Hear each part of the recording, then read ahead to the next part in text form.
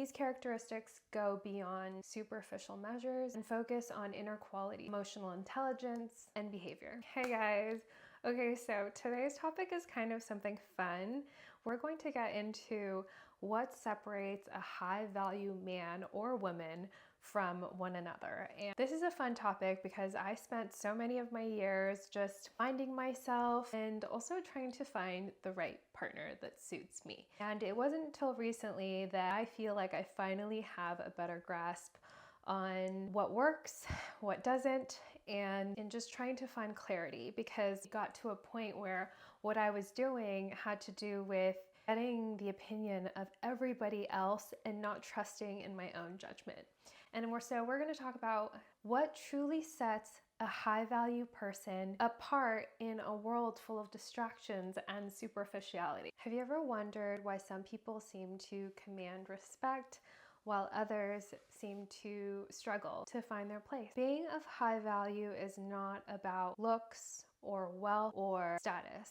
It's about mastering qualities that money can't buy. So a year ago, I met someone who completely redefined my idea of what it means to be high value. It wasn't their success or their style. It was something much deeper. Here's what I discovered. Whether you're looking to elevate yourself, deepen your relationship, or understand what makes people magnetic, this video is for you. As someone who has studied self-development, relationships, and self-growth, I've learned that the qualities of high-value individuals can be life-changing. So first and foremost is integrity and honesty. When it comes to a high-value woman, it's truly seeing deeper and looking into, she's somewhat self-aware, has a sense of confidence and trust. There's a sense of emotional intellect. As women, I think that we feel things, and oftentimes women speak from a place of feeling as opposed to a place of logic, and that's where miscommunication tends to arise. For a woman who is emotionally intelligent, she knows how to reason in some ways, and she handles conflict gracefully and seeks mutual understanding. With a woman who carries herself in this way, she needs a man who stands by their principles and speaks their truth. For men, they tend to have more testosterone, right? So they need to learn to handle stress with purity and with calmness, and having this sort of emotional stability that meets this emotional intellect within a woman, they go hand in hand. And that's where the way these two people come across conflict are able to solidify potential arguments and etc. This is literally the start of any given relationship. And I truly believe that two people need to be on the same page in compatibility in order to move forth into the next step. Because oftentimes this is where a lot of toxic traits could come in. This is kind of where, and I think that this is also in relation to the ability for a man to have integrity and to be honest. So a woman naturally can trust her intuition. If she trusts herself, she can trust her intuition. That being said, there's this essence of self-awareness and confidence a woman needs to have in order to connect with a man's integrity and honesty. A woman, if she can be self-aware and confident, she'll be able to see and feel things from an intuitive place to the point where she will use that intuition to trust the integrity of her partner. So these two aspects also go hand in hand. A woman who is self-aware and confident also carries a very strong intuition, and therefore her man, if he says a lie, she will be able to see his dark side and also his light side. And whenever he plays into the part of maybe a potential trigger or like childhood trauma, what have you, a pattern, she will be able to notice that right away. And that's when she'll be able to handle these sort of conflict gracefully, because she can tell him these things that he might not be aware of. And I think that's the beauty of this duality, is that women have this sense of knowing, and we have this intuition, and we know how to listen to our body, whereas men are the doers, and naturally they just do. So there's not being aware of their subconscious. I think those two aspects are really important. I hope this is all making sense. I feel like I'm jumping around, but I noticed that when I stick to a certain outline, like it just doesn't really flow as I'd like. The next thing for a high valued man is emotional stability. So I think that for women, it's really important for a man to be emotionally stable for their partner. As emotional stability for a man, it creates a sense of safety and security for the partner. And women always want to feel safe and secure, and that's why they're always using their intuition to judge whether or not they can trust this person. And it's with this constant trust and like in showing they can trust you to a woman that they start to let their guard down. When you meet a high value woman, they tend to be very closed off and guarded. And oftentimes it's because sometimes they've just been hurt time and time again, and or they don't have the time to deal with it, and they just want to keep people at a distance. But the more you show them that they can trust you, and the more they can feel and see that they can trust you, the more they're likely to drop their guard. And this is like number one. I mean, this is like 101. Probably the best thing you can offer a woman is that honesty and that integrity, and just doing the right thing, and doing the thing that makes her feel like she's taken care of and makes her feel like she's valued. And it could be this tiniest gesture of just opening her door, or it could be the tiniest gesture of asking her if she would like a glass of water, after going for a walk, or even just like you do something that can make her feel like you went a little bit out of your way to offer. And I don't mean like go out of your way and do something extravagant. Like it's literally about the little things, and being so in tune, like, and aware of her, I guess, needs in many ways, and understanding like her little tendencies, what she likes. I mean, like, for instance, I've mentioned like I love See's Candy, and I love their they have this like rum raisin one, and it's like one of my favorites.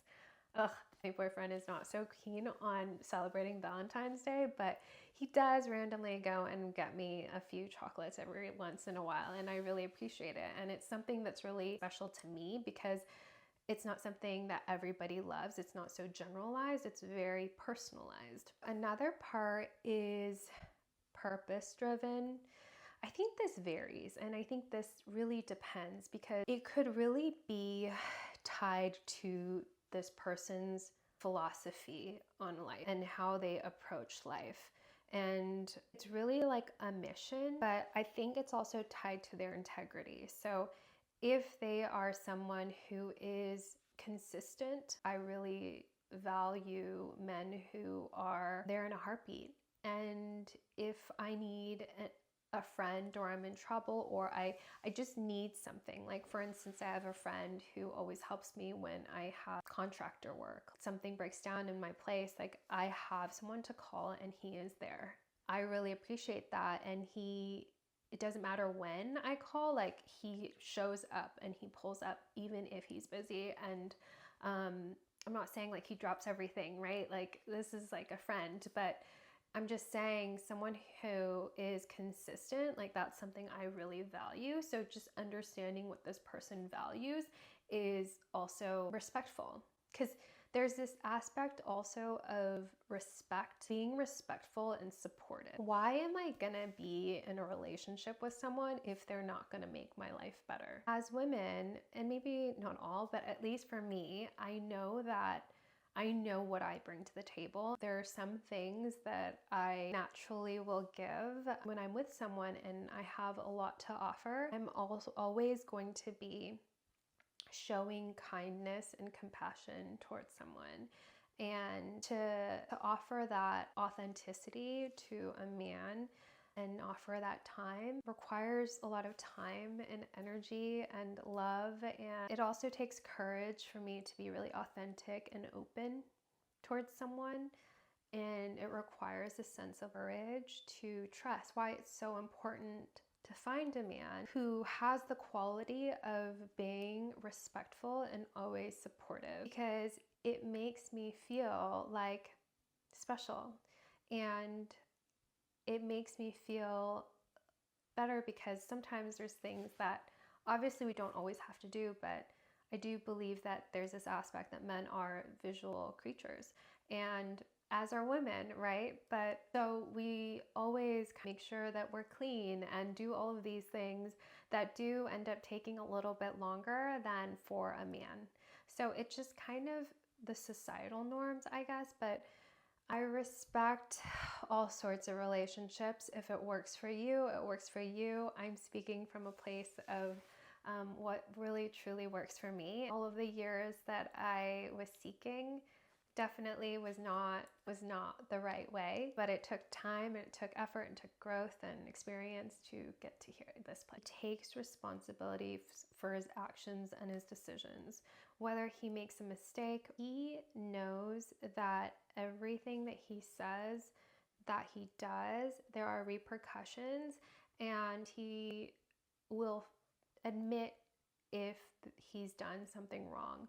And or he'll be respectful to his mate if his mate felt like she wasn't heard. Oftentimes, women just want to feel seen and feel heard, and their emotions, our emotions, can overcome our entire being so quickly that we don't know how to regulate it in any given moment. And sometimes it just takes time and maturity and growth to get through it. So a lot of times we don't speak from a place of logic, we're speaking from a place of feeling in the moment. And if you see us very emotionally engaged, then that's like a telltale sign that we are not thinking straight and we're not thinking logically. Because I practice meditation and it's a huge part of my life because it creates space between my response and or reactions to things that could potentially trigger me. So if someone says really something rude or triggering to me, I am able to sort of not engage, but I kind of see it and I'm aware of it, and I just kind of make note of it. And then I think to myself, is this worth getting riled up and upset about? Usually no, especially since I'm in this space of focusing on what's really important, my future goals. All of these things are so much more important than this one potential trigger. And so being able to see more clearly with that mindset has allowed me to not engage. And I think I just wanted to share that we all have the tools, but sometimes it's hard to see, because when we are upset, we can't make decisions from a very calm and peaceful place. And if we're making decisions and we're reacting from a place of emotion, you can only imagine what will happen. It's like when people are buying stocks and things are on the rise, it's like people get emotional and excited and then they just want to buy, right? But actually that's the worst thing to do. It's like not ideal. It's when you feel calm and there's this sense of inner knowing and peace within, not even like on the surface. Like people can look calm on the surface and be boiling up inside.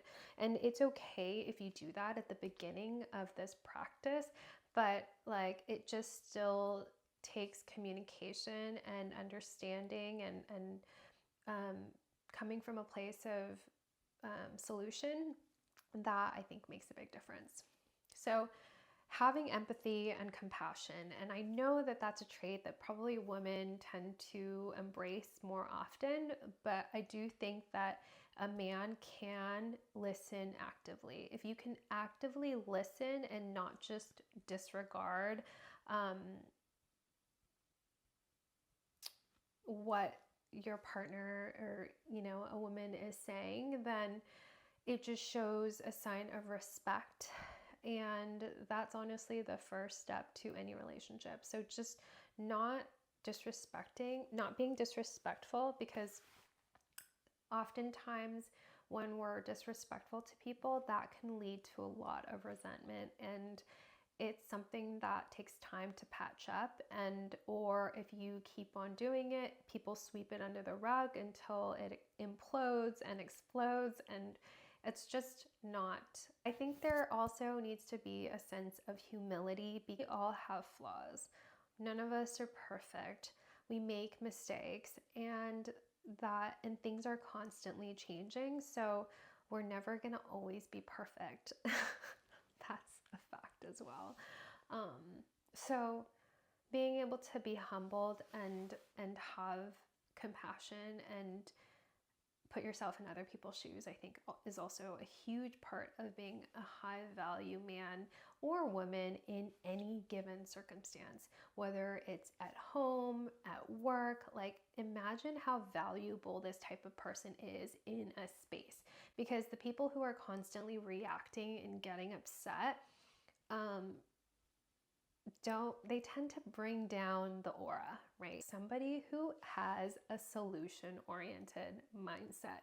I don't know about you, but these days I value honesty. But when someone is constantly just putting everything down and blaming everyone but themselves, that is definitely a red flag. This is what makes me swipe someone to the left and be like, no.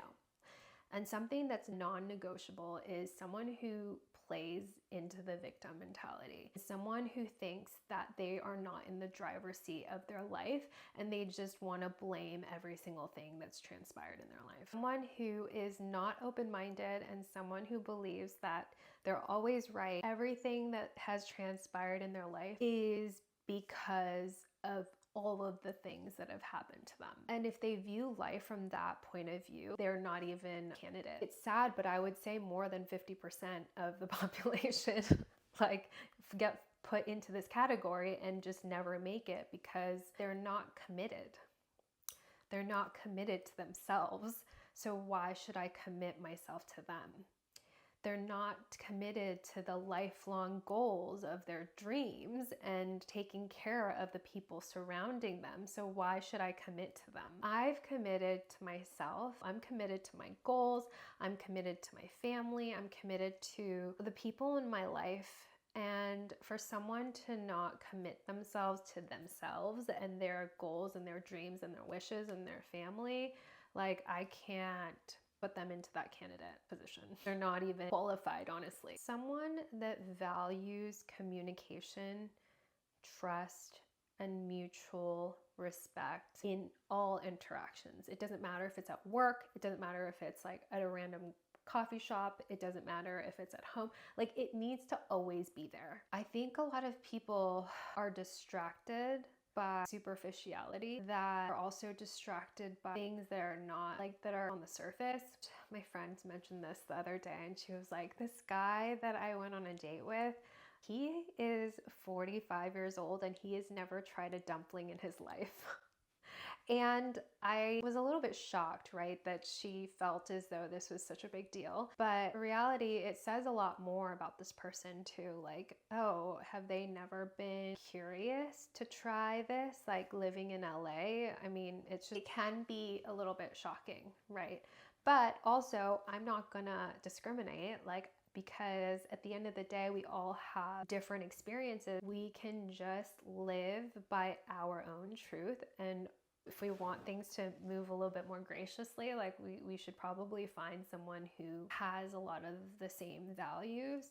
And intellectual curiosity is so key. And it could be like curious about anything, like just having something that you're passionate about, whether that be music or food or self-development or something like spiritual stuff. I mean, it could be anything. And if someone doesn't really explore those avenues, have any passions, it does pose, I think, as a red flag as well, because things could get boring really quickly. Healthy boundaries. This is probably the toughest thing, but I also think it's the most important. This person must respect him or herself enough to set and enforce these limits.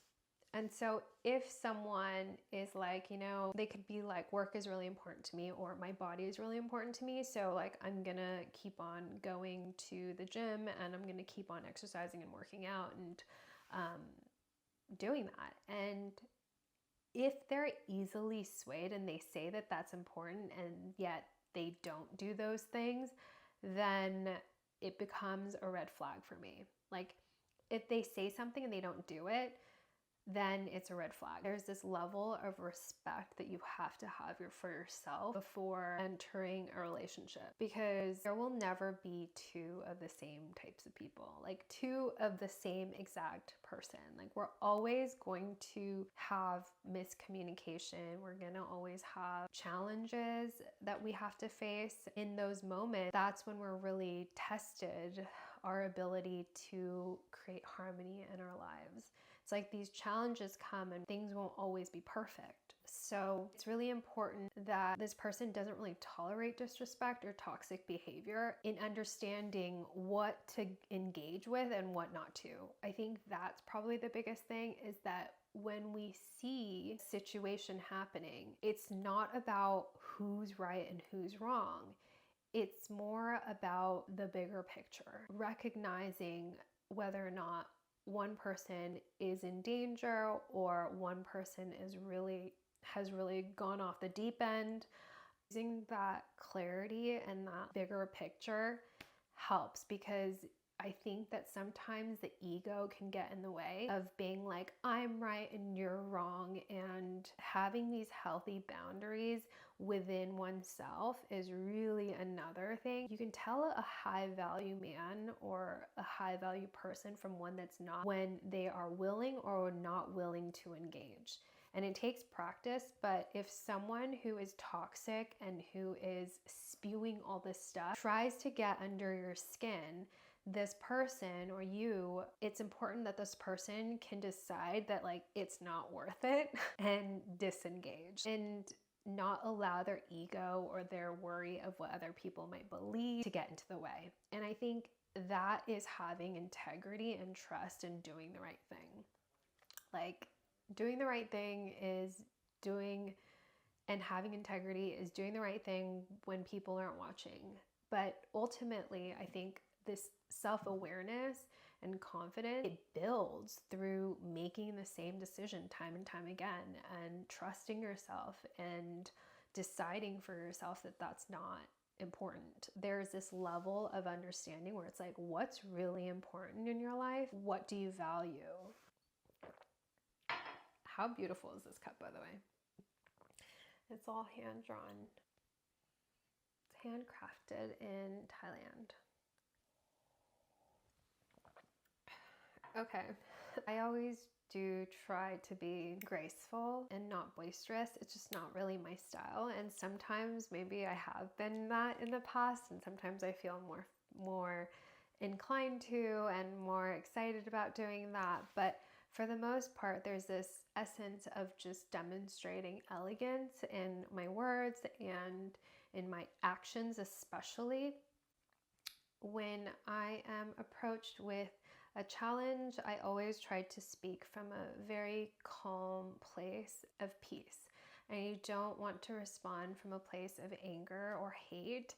Like, hate is not in my vocabulary, because I really believe that when we speak from a place of hate, actually, it will manifest in so many other ways that you don't want that. And I think that the problem is a lot of people in these relationships, in toxic relationships, in toxic behavior, is saying you're going to do one thing, but then actually doing another and not standing by your words. That to me is a red flag. As another red flag is people being in relationships but not being able to drop it. Like, they say that they're going to drop it, but then they decide that they're just going to play this thing over and over in their head, and every time it gets brought up, they're going to bring it up again. And nobody's perfect, but I really also believe that sometimes it's more difficult to leave something and leave a relationship than it is to stay in it, because we live in this society where everything seems kind of picture perfect,